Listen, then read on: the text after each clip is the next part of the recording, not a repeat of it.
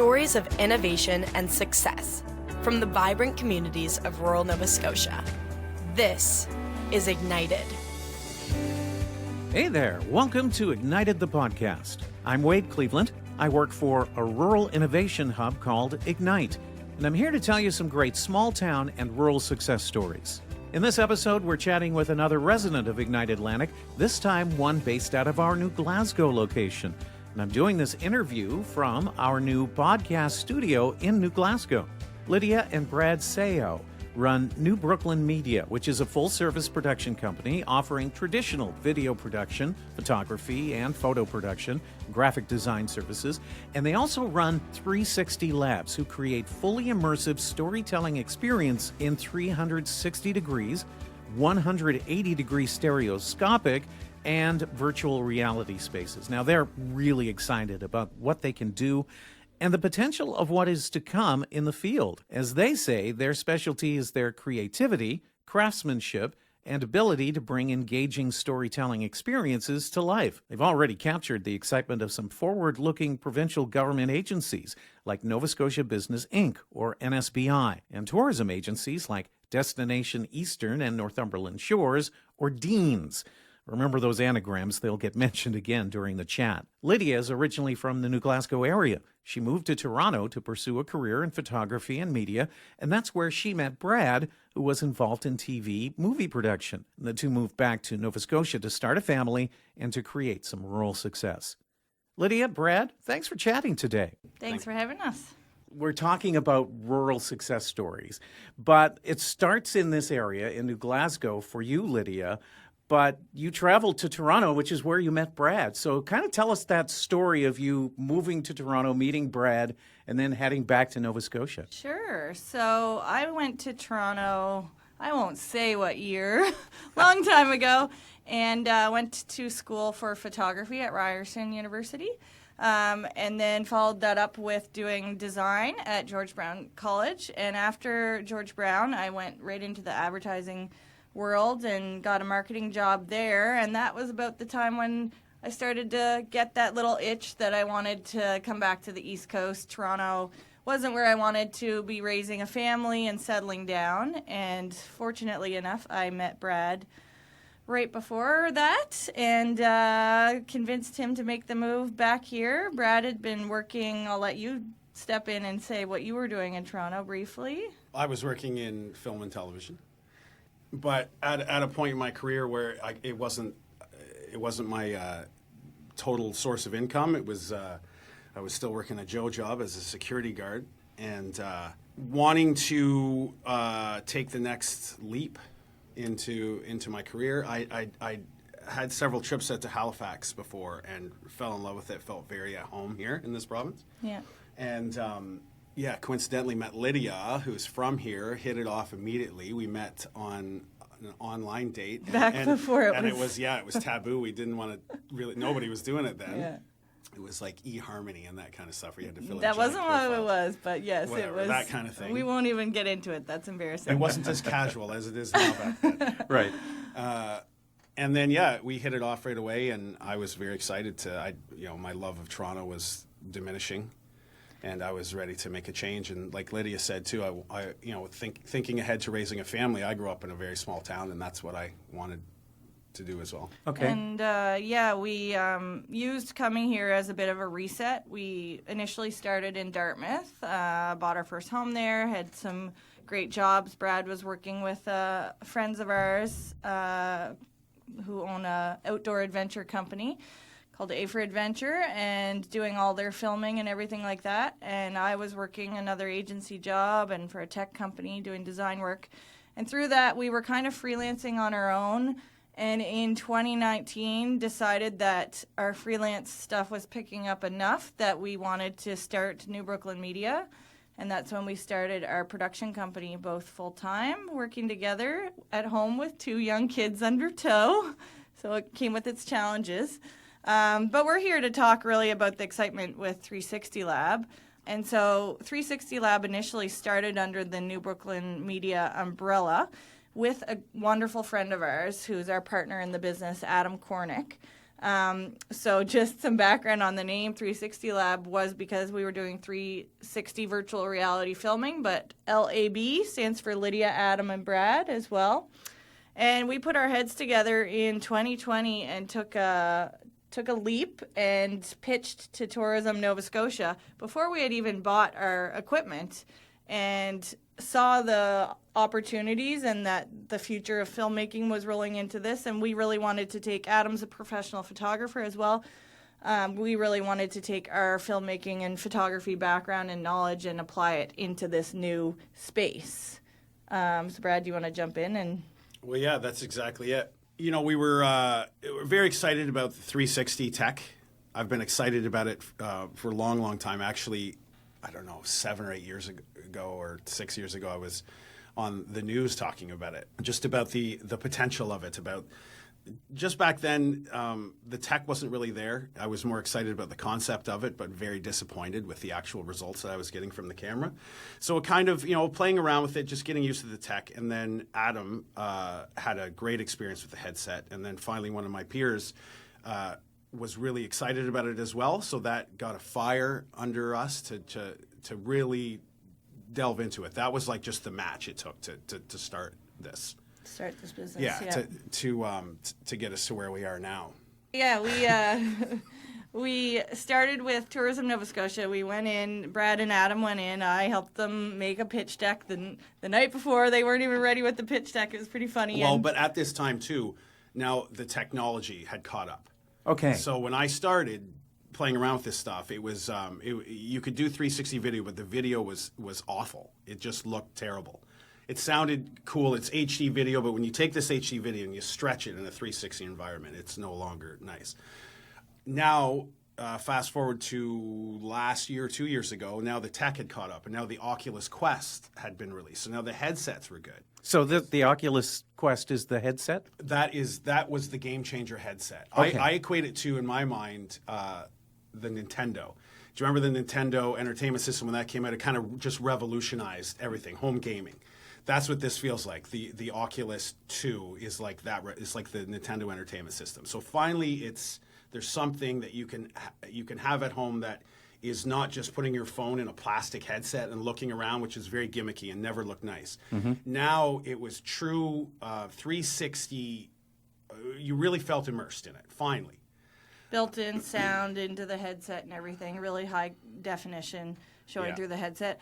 But I mean, I'll step in and we talk about putting your phone into a plastic headset not being a good quality. It's a different experience. So the great thing about what we're doing is it is viewable on your desktop. So you can load the videos into YouTube and click around 360 straight in YouTube. You can watch it on your phone. You can also get what's called a Google Cardboard. Some of our clients have been custom branding Google Cardboards, and that is something that you slip your phone in. But they're able to skin the cardboard. It's about $10 approximately a unit.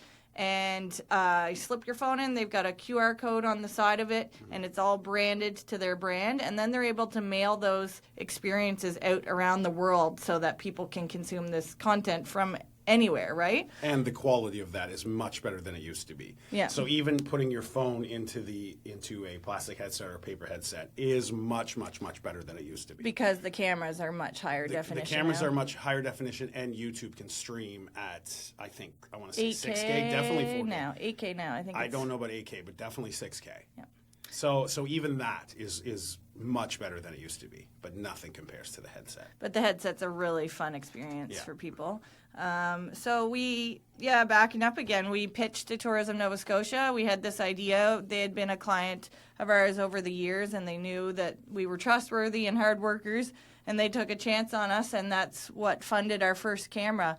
And to date now, we've been working with them for years in this space. We've shot the 11 regions across Nova Scotia, and they use it for their sales and marketing team overseas to help educate them on the regions and what the regions have to offer. Mm-hmm. And on the heels of that, we got a contract with NSBI during COVID as well. And we did 11 different videos for them on all the different sectors across the province and business opportunities. So they use that as an investment tool. So they mailed these custom Google Cardboards over to Europe market and try to get investment attraction to help them build the sectors up here. So yeah, they were both very smart, and that started. Our first meeting with tourism was just like February of. When did pandemic start? Yeah, it was a couple months like before. a couple months before. So our original pitch to them was just, we know you guys have to go to trade shows. Like a virtual reality headset would be great at trade shows. An Oculus an Oculus at trade show, and they were excited about that. And then pandemic happened, so we switched, and it was like, well, people can't come here, so let's bring them here virtually, as something better than just watching straight 2D videos. We can send these headsets and people can feel like they're here. It was really, really smart.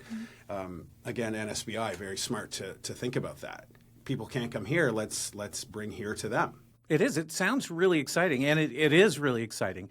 And I'm one of those guys who, whenever somebody talks about tech, I get excited anyway. Mm-hmm.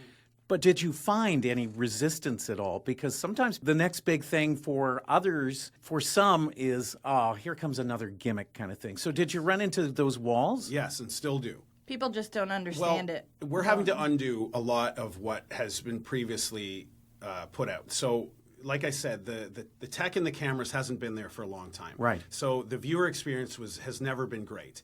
Everybody's seen 360 photos on Facebook and been able to scroll around. So it's not... We're not getting attention just based on the fact it's 360. We're getting attention based on the fact, our filmmaking capabilities would be now the quality of it is there. A lot of people have tried it and been like, I tried it, I don't like it. But they haven't really tried it. They've tried junky versions that have come in the past, but it is so far advanced past that. So we're having to convince people, like, trust us. The technology is there now. And look at how you can apply it. It's not just a one-off video. You can use it you can integrate it into your website. Think of the opportunities now for training and education, onboarding people as well, and recruitment. Like there's endless opportunities. So we're really excited to be diving into some new markets for that. We've barely tapped into what's in our own backyard for opportunities, and we're looking forward to growing, hopefully, even bigger than Nova Scotia, and we'll see. So we incorporated 360 Lab just in February of 2022. So we're now kind of getting our name out under that brand, and it's been really exciting. Mm-hmm. So talk a little bit about being here at Ignite, because you are one of the residents here at Ignite New Glasgow. Has that helped in any way? That has immensely helped. I mean, the team here and Doug Jones and Wes and Monica, previously Jen, the wealth of knowledge and resources they have, just even connecting us to the right people.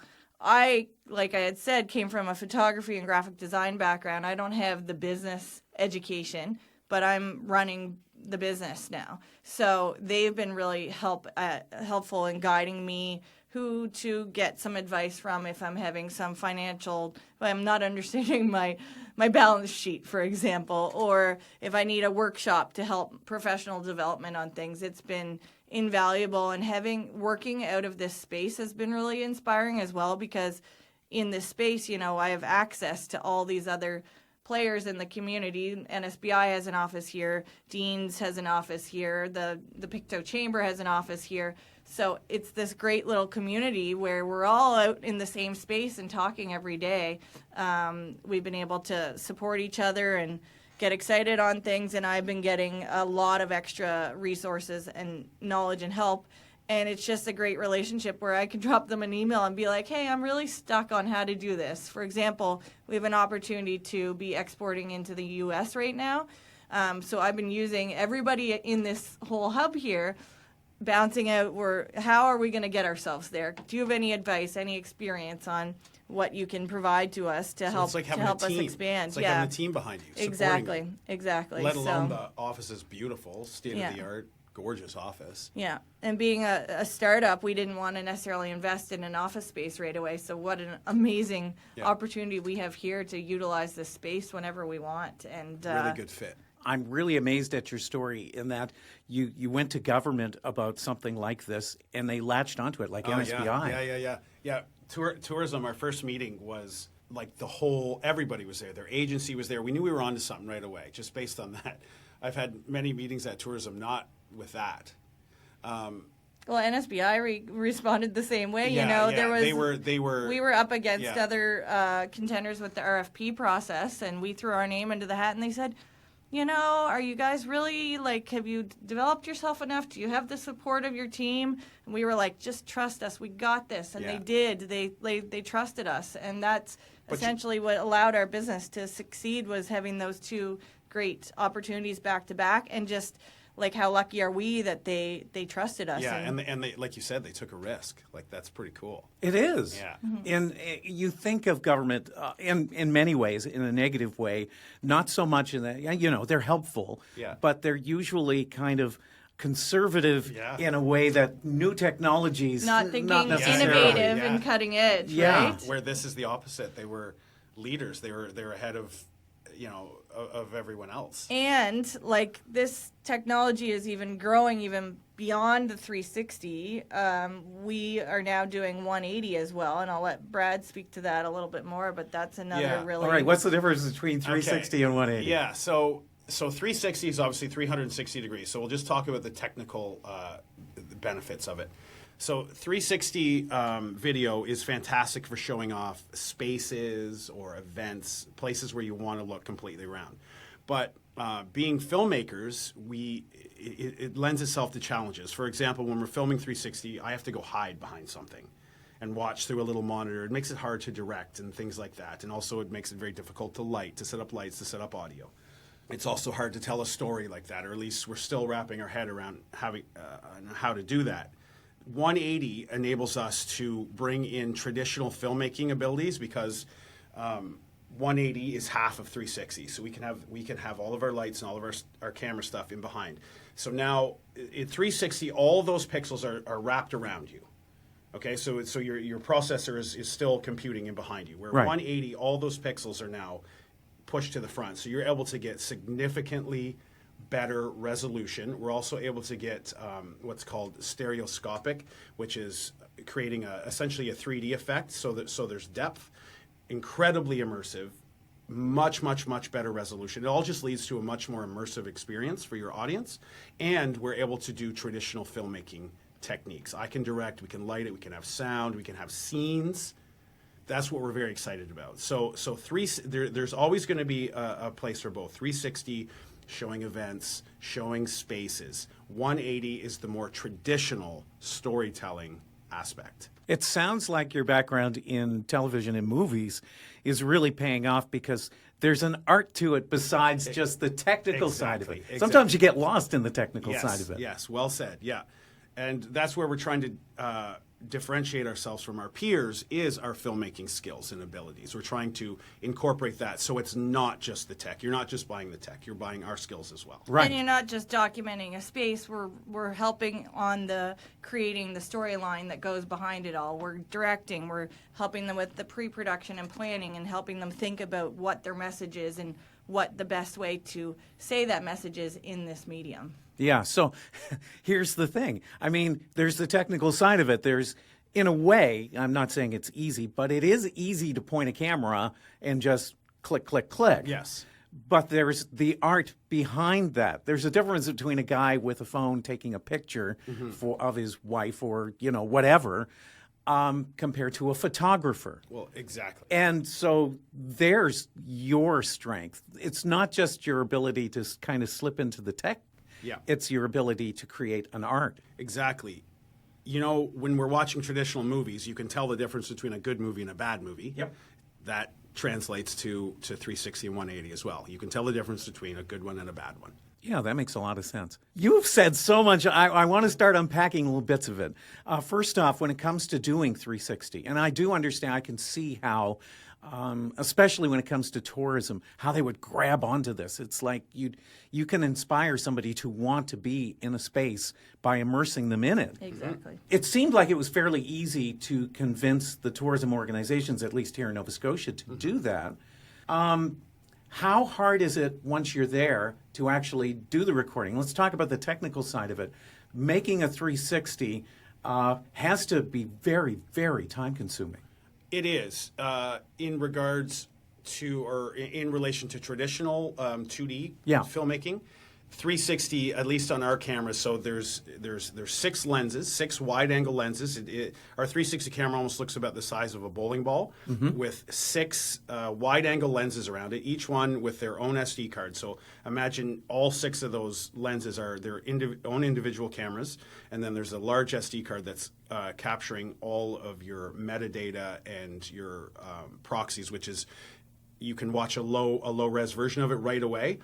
So after we're done recording, after we finished our shoot, we take all those 6 SD cards, bring them back, and then I got to take all of those files and stitch what's called stitching. I got to stitch them all together, and that's where the artistry comes from.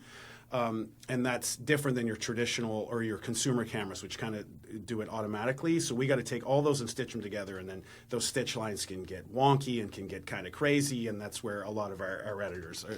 Yeah, how the heck do you edit that? I'm just trying to picture it in my mind. So it comes out as like a big, long, stretched image. Think of like a panorama. And then we use our editing software to make sure, like things like the horizon line. Your horizon line needs to be perfectly straight, or that makes people sick.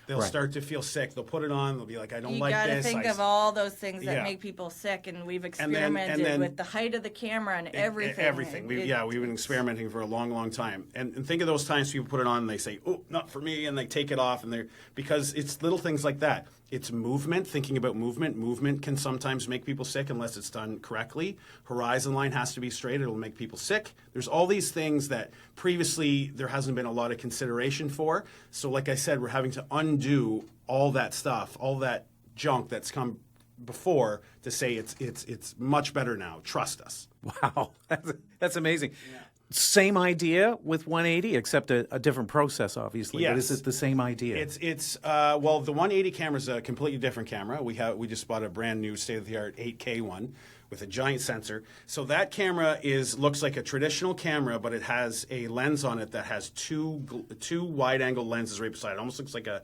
pair of eyes. That process is not as time-consuming because the 2 images are stitched on the card, but a very similar process. Like things like we got to make sure the camera is boomed out enough away from the tripod so when you look down you don't see tripod legs. Things like that. How close can we put the subject so that it feels comfortable but still immersive, still feeling like the person is there. That's what we're trying to capture with 180 is a real sense of that the person, your subject, is there with you. And it's pretty incredible already. And that's why there's so much opportunity when you think of like onboarding new staff, for example. If you're sending them a headset 2 weeks before they start the job, they can get a sense of the office space, the layout. They can understand who's working on what and meet the staff and feel like they're sitting across from them. So the different layers of the employees in the business could do a short little segment to camera talking about what their role is with the business. So this new employee going in has all this background and understands the interworkings of the business before they've even arrived. And that's helping people save money on onboarding and, all the HR process and everything like that as well. Or even think of heavy machinery operations where, say you can't shut your plant down for training, right? Somebody's got to come in and have on-the-job training and shadow somebody. Imagine if they're able to watch that machine being operated, get a sense of the space, get a sense of the noise of the space, the what it feels like, without having to shut down that machine. So they're already ahead of the game getting there. Mm-hmm. Their first day, they're not completely clueless as to what's going on. They've already had some experience. And then just recruitment as well is another big avenue that we're exploring right now is businesses are fighting for the top talent across the world. Imagine sending the big contenders these headsets being like, here's your lifestyle of the town that the business is in. Here's what the office space looks like. This is why you'll have work-life balance here. Yeah, here's the beach that's just down the road. Exactly. So there's just endless opportunities with this medium. Wow. Yeah. Let's talk about work-life balance. I'm going to go back to the normals. This stuff is exciting. It is, yeah. But for you guys, I mean, you are a rural success story because you're in a smaller area.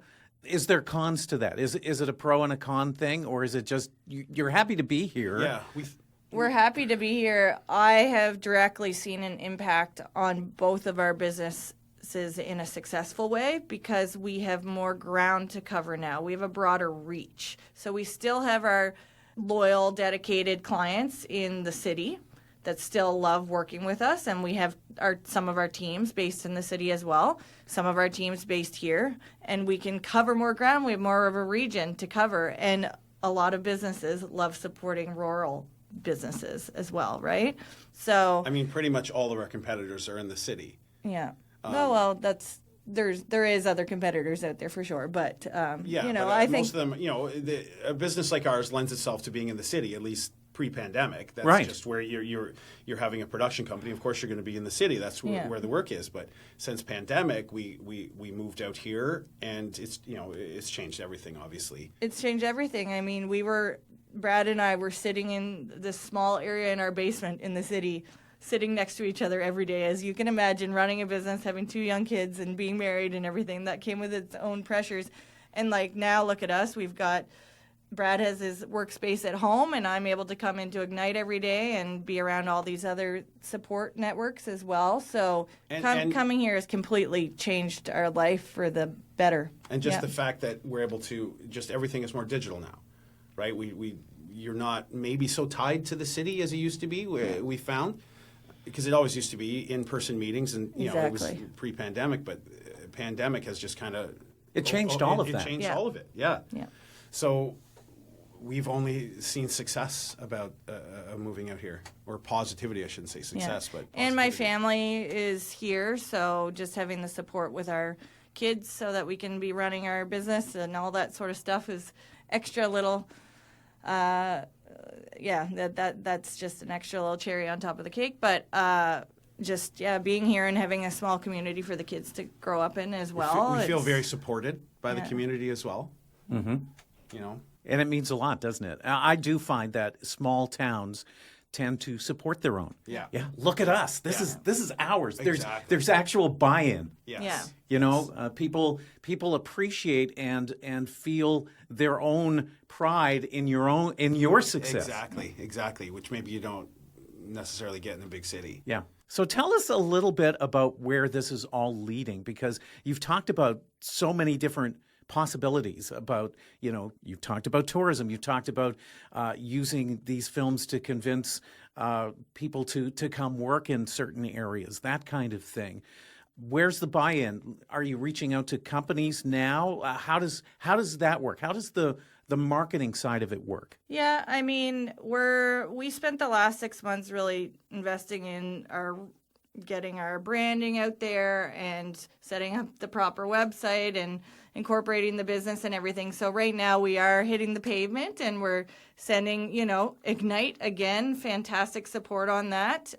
They've been introducing us to people. NSBI, same story. They've had such success with us that they've also been emailing people across the province saying, you need to talk to these guys. They might have some creative, innovative marketing solutions for you. So we're leaning into our connections big time, and just spreading awareness of what we're doing, and, also doing some knocking on doors and cold calling and emails and that sort of thing as well, just like everyone else we're hustling. And it's really exciting. And of course, you still have New Brooklyn Media as well. Yes, we do. Yeah, and that's full on right now, and we're in the thick of tourism season right now. So we're out pretty much half the week doing that, and the other half of the week we're in, either editing, or for me, I'm just working on our business development for both businesses. So, we've had 3 times growth over the last 3 years, every year consistently, and it's been amazing. We've been bringing on new employees for both businesses, so it's been great. We're finding that, for lack of a better term, we're waiting for the world to catch up with VR and 360. It's beginning to.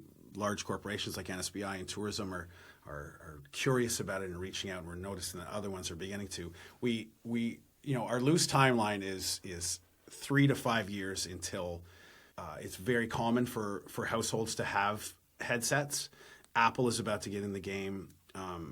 Oculus is just about to release another new headset. Yeah. The infrastructure is there. They're just essentially slowly getting these in everyone's home. So by the time, in theory, in three years, when these really began to show up in everyone's home, we've already had several years of experience now, knowing all the top gear, knowing all the top editing techniques, and all the top interactivity, which is what we're trying to get into next, and we'll be hopefully industry leaders by the time that happens. Because you're already ahead of the game. Because we're already, Yeah. I mean, I'm 8 years into it, but our company is like 3 years into it. And that's the plan. Just getting as good as we can get as everyone begins to catch up is not the right term, but as Because there are other people out there that could be doing what we can be doing, but be doing what we are doing. But we like to think, now with this experience under our belt, and we've learned the hiccups and bumps along the way, that hopefully we're going to be able to constantly stay ahead. And we also are putting that pressure on ourselves. We have to stay ahead. Yeah. If we want this business to be successful, Yeah. we have to always be upping our game, getting the newest technology, figuring out what Honing the new our trends craft. are, and because the headsets right now are kind of geared towards gamers. Exactly. There's not a lot of high-end video production happening. There is some, but there's not a lot.